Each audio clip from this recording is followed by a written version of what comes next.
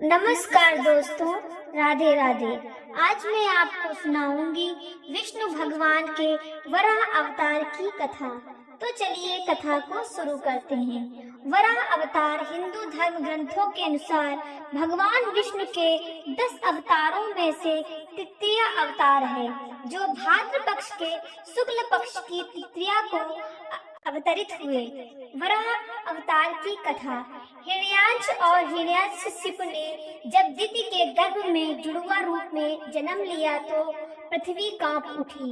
हिरण्याक्ष और हिरण्यकशिपु दोनों पैदा होते ही बड़े हो गए और अपने अत्याचारों से धरती को कपाने लगते हैं। यद्यपि हिरण्याक्ष और हिरण्यकशिपु दोनों बलवान थे, किंतु फिर भी उन्हें संतोष नहीं था। वे संसार में अजेयता और अमरता प्राप्त करना चाहते थे। हिरण्याक्ष और हिरण्यकशिपु दोनों ही ने ब्रह्मा जी को प्रसन्न करने के लिए बहुत बड़ा तप किया। उनके तप से ब्रह्मा जी प्रसन्न हुए और ब्रह्मा जी से अजेयता और अमरता का वरदान पाकर हिरण्याक्ष उदंड और स्वेच्छाचारी बन गया।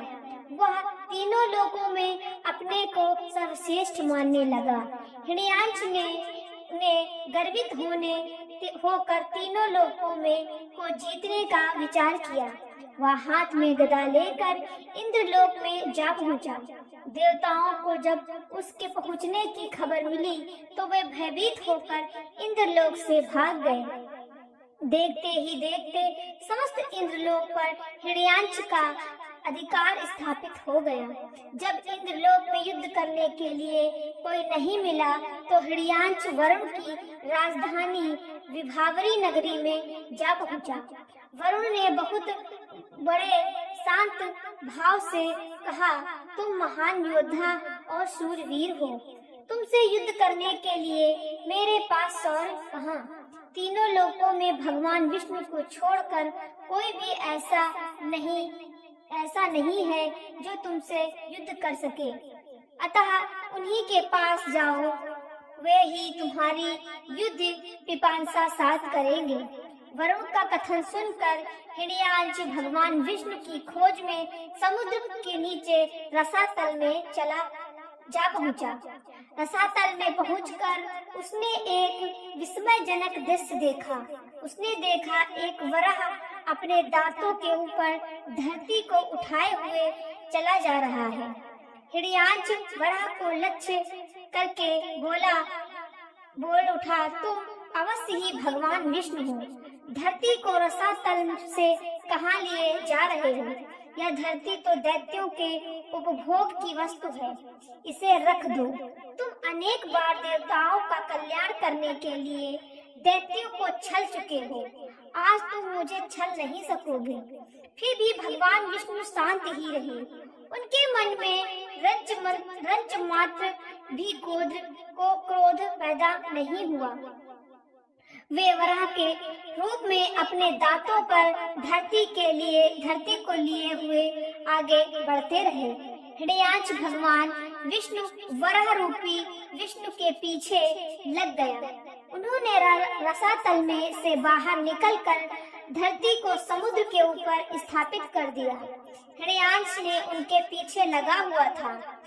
अपने वचन बाणों से उसने उनके हृदय को भेद रहा था। भगवान विष्णु ने धरती को स्थापित करने के पश्चात हिरण्याक्ष की ओर ध्यान दिया।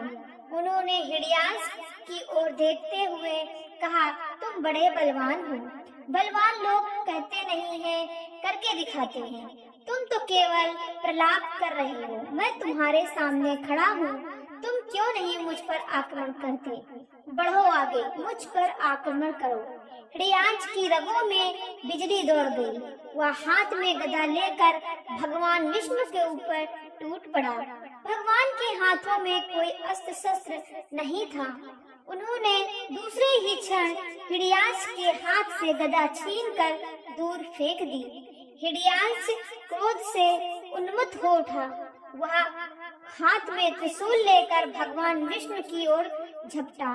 भगवान विष्णु ने शीघ्र ही सुदर्शन चक्र का चक्र का आवाहन किया।